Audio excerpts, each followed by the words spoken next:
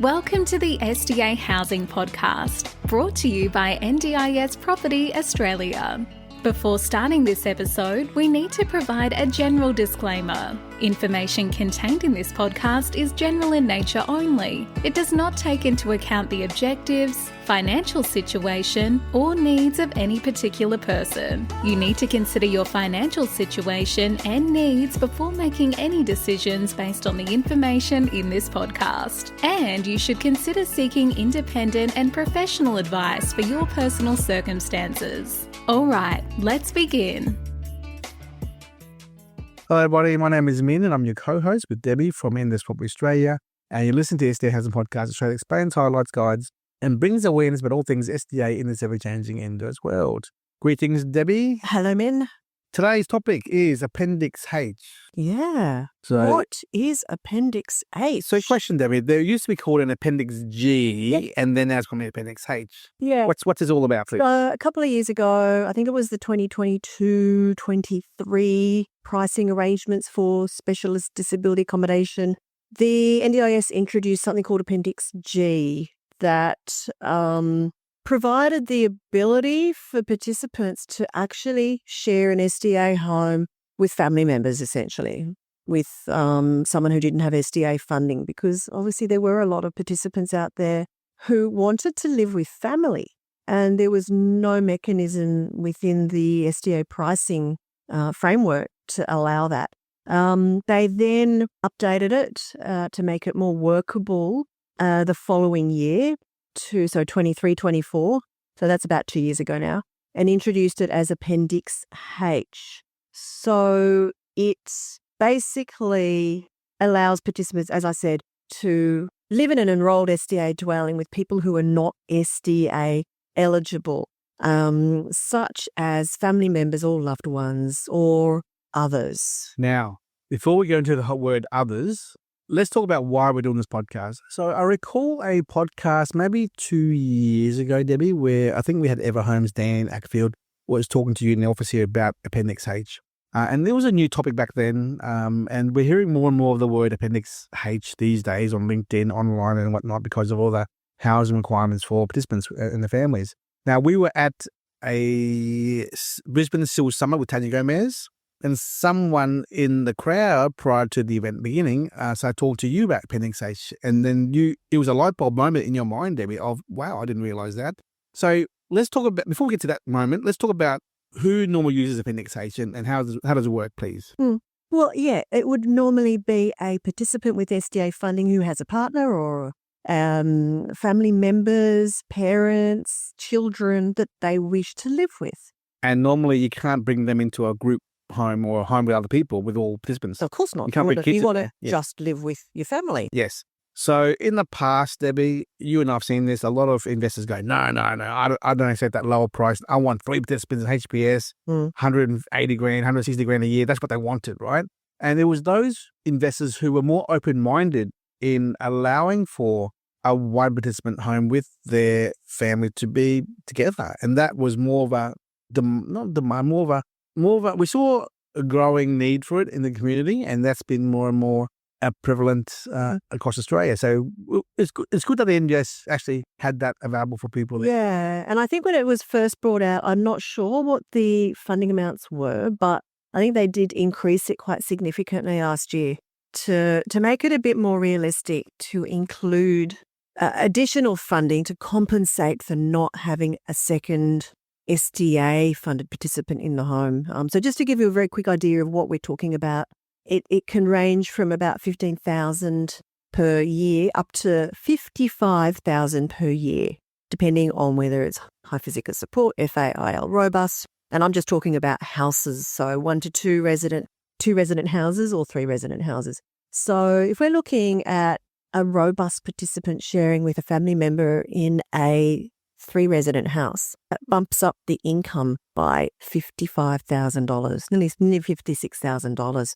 So it means that the income on that house will be $133,000 as opposed to $77,000. So it does make it a much more attractive, viable earning for the investor. maybe not so much if it's a 2-resident house, the participant has HPS funding, it's only going to get bumped up by about 15,000.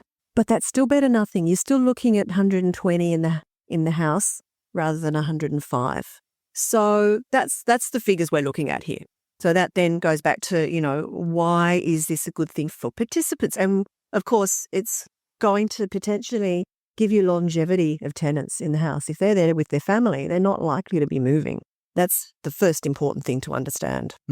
I think the old mentality from 3-4 years ago, Debbie, of wanting to have 2 or 3 participants is really out the window now, given that so much stock and supply is coming to market. And the average tenancy is one per house anyway. Yeah. So having the extra non-SDA family member living with them, and truth be told, Debbie, they may not qualify for Appendix H with a family member there, but they might have a second SIL person or someone else who's non, and they're paying $200-300 a week anyway. Yeah. So any extra bit of money does help for the investor for their overall thing. So today's all about Appendix H. Cool. That was for family members.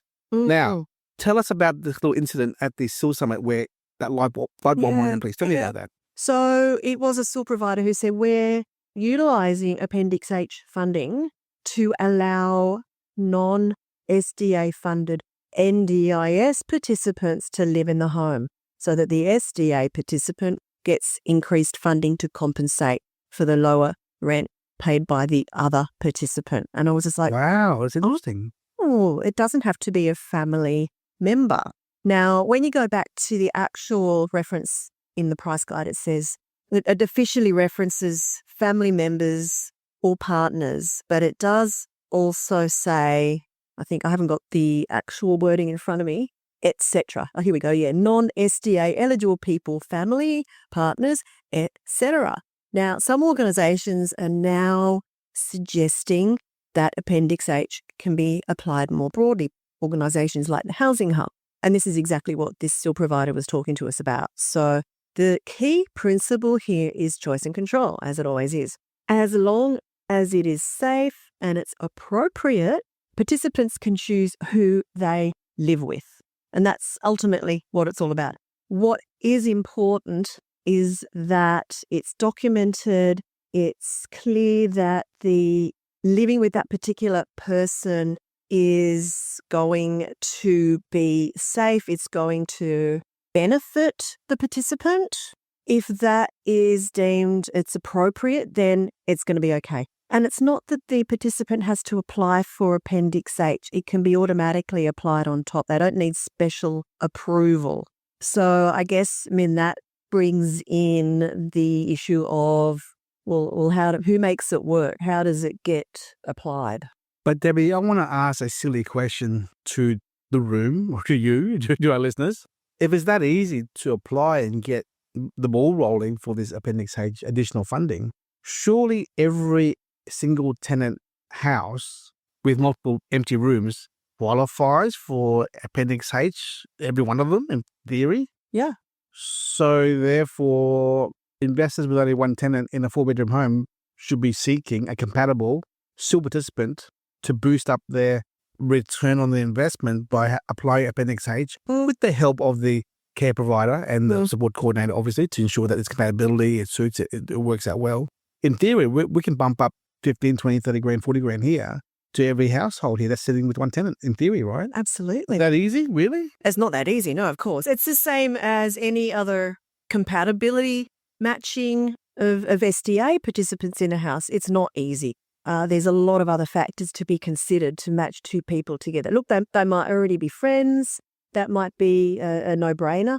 But if it's someone they don't know, there's a lot that goes into, firstly, making sure that the care funding is, or the care provision is going to match, that the 2 of them are going to get along. Obviously, the participant with SDA funding, the anchor tenant, is going to have the final say. They need to be happy. The family, the planner, the SDA provider, everyone needs to be involved to make sure that this arrangement is going to work. So, Debbie, I want to ask this question. You and I have always thought, our understanding was, if the SIL provider brings in another second tenant who's a SIL person only, then they're going to pay their RRC of $300-ish a week, which is 15 grand a year. and the provider may do an extra top-up. That's what we always spoke about in the last few episodes of those potential scenarios. Exactly. So in theory, let's look at that exact scenario there. That SDA anchor tenant and participant number 2, tenant number 2 with the RRC SIL participant only and the care provider surely just apply for Appendix H. Yeah. And then there's another 15, 20 grand added to the overall income to beef all the income up to help the investor. Is that as simple? Well, is that the process there? Look, I believe so. I think that's exactly the process.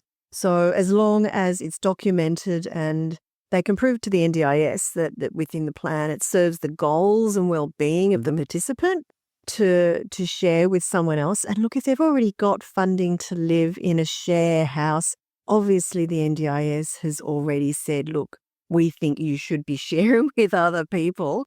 So it kind of meets what the NDIS have recommended anyway in that sense. Good point, Debbie. Now, I want to bring up in conversation here on this episode a discussion I had with Cassie in the office here from our SHAR teams, SDA Housing, what's it, SHAR again? SDA Housing is... Yeah, sorry, my bad. I should know these details. Silly me. But she said to me, there was an investor came to SHAR service in our office here who needs help with up a house. And I asked Cassie, what was the story there? What happened? They actually got an application 6 months earlier, 105 grand a year, Appendix H for one tenant. And they said, no, don't want it. I want 2 SDA participants. Lo and behold, 6 months later, still got nobody. It's still empty. And they regret having rejected the Appendix H application. So ladies and gentlemen, if you're an investor out there in the SDA world, be very careful, okay? I'm not saying this happens a lot, but if you reject an applicant who's an Appendix H tenant with their partner, loved one, family, that provider is not going to help you ever again. Like, I won't say the word blacklisted. But you won't be necessarily the top of their list to find tenants. You'll be at the bottom of the list, and they won't actively. They're going to think in their own minds, we helped that landlord investor with 110, 120 grand Appendix H, and they said no. That's the last time we're going to help them. And they'll say that behind closed doors. Because theoretically, why would they waste time? Because they've got another 50 houses they need to fill. Yeah. They respect, you got to respect, we have to respect how hard their providers and SIL providers work to find participants for these empty houses. And just be open-minded, because you know what? And here's the thing, Debbie, okay, I'm going off track here, but if all those investors in the past who we've spoken to and also other providers have spoken to, no, I only want 2 HPS investors in my SDA home. I'm not open to any SIL participants at all. But hang on, this Appendix H does help beef up the income for the home. Mm-hmm. That 15 grand a year by the SIL. And that's the starting level of income. Plus 15 to 25, 30 grand more. That's 35, 40, 50K extra income on top of anchor tenant right there. Yep. So if you say no to SIL participants, you're shooting yourself in the foot. You're missing out on 15 to 50K extra income. Yeah. And we know the average number of participants in a SIL house or an SDA house is 1. Now, another thing to be aware of, the more participants in a house a care provider's looking after, the SIL's looking after, the more financially viable it becomes for them. And as I mentioned earlier, think about it from the perspective of the participant and the family. If they get to live together, it's their forever home, more so than if just the participant is living there. They're not going to move. If they're happy, they're able to live there with the whole family or whoever, the couple, whoever it is, they're not moving out. Far more likely to be there for the length of the SDA home's lifeline, the 20 years, if they get to live there together. So, yeah, that is if it's family. If it is non-SDA funded SIL participants, there's always, as we have said, the opportunity or the chance that those participants with SIL funding may end up qualifying for SDA. And they're already there. They're already getting along really well with the first tenant. They're good friends. And bang, all of a sudden your income is increased because their funding goes up. They're already there. If you do the right thing, it'll work out well. Like, There's an old saying, you live by the sword, die by the sword, right? So if you're always driven by money and return on investment, and that's your only focus and not the well-being and accommodation needs of a participant and their family or participants, obviously, that could bite you in the foot. So I like our listeners to keep an open mind. And I'm sure many of our listeners who are providers are also going to agree with this. And if you do agree, please reach out to us and talk to us, give us a call and talk to us more about this topic. Please do. If you are a SIL provider or an SDA provider and you are seeing circumstances where you are managing to use Appendix H in that manner of bumping up the income with a non-family member, just another participant, we would love to hear more about that. Yeah. Debbie, at the SIL Summit with Tanya Gomez in Brisbane back in early May or late May, there was a gentleman from Marco Polo, which was a flatmate sharing NDIS assistance, yeah. specific. Remember the story he told us about the young guy and the old woman? Yeah. Can you please repeat the story, please? Yeah. So and his doubts as well to begin with? I can't remember who was the first tenant, either the young guy, I believe it was, like in his mid-20s, and they were trying to find a suitable matching flatmate in a SIL home, wasn't SDA. And they ended up identifying an older woman in her 50s, 60s, I guess. 60s, yeah. And they thought, this is not going to work. I don't know what made them think that it was even an option to consider, but they did. And what it ended up being was this young guy had a really good, close relationship with his grandmother. This woman ended up being a similar kind of relationship. She became like his grandmother. And similarly, this woman had young grandchildren, and they had that real grandmother-grandson relationship develop. A real loving, respectful relationship. And even they didn't realize that. I thought, this is not going to work. It will fail miserably. And it worked. You just never know when it comes to compatibility matching. Right? We all think, you're going to have young people together or you're old people together, same age demographic. No. It's just a personality thing. Think out of the box. Oh, yes. So, it just shows, I guess, that we all know how hard now the tenancy matching process is, but it's maybe not as difficult if you do think out of the box and think about alternative kind of matches that may not be obvious at first. It takes time. Look, we are aware that there's still massive need for accommodation in certain parts of the country, which still is. We do know that there's challenges in personality matching. Yes. It's just a process, everyone. It takes time for providers and support coordinators to work together to identify the anchor tenant and compatibility of other participants as well. And, there's no simple solution. It just takes time and process. That's all it is. And you got to be patient, I guess. Yeah. But, David, on this topic here I think it's a great opportunity that none of us have really thought about, Appendix H. No, we knew about it when it came out and didn't really understand it, to tell you the truth, but we didn't look into it. Now, I think that was the same across the board in the industry. But now people really are understanding how they can make it work. I want to read some notes here I prepared for this little extract here to our listeners here. The impact of non-NDIS family on support and safety in SDA homes. Personalised support remains central. Specialist disability accommodation is designed for people with extreme functional impairment or very high support needs, and the home is built to facilitate delivery of support strip. Family members as additional support. When a participant chooses to live with a non-NDIS family, these family members can provide informal, emotional and practical support, which may enhance a participant's well-being and sense of independence. That is so important. Yeah. Because we know that care providers are not necessarily there 24/7, Formal support services are unchanged. The presence of non-NDIS family does not replace or reduce the formal disability supports funded through the NDIS. The participants' required supports, such as personal care, therapy, or supported independent living, continue as per their NDIS plan, delivered by registered providers. Good. So SDA provider coordination. The SDA provider must be informed of the living arrangement. They will coordinate with the family and with the participant and their family to ensure that all necessary supports are delivered effectively and the arrangement does not interfere with their disability-related needs. Okay, cool. Good.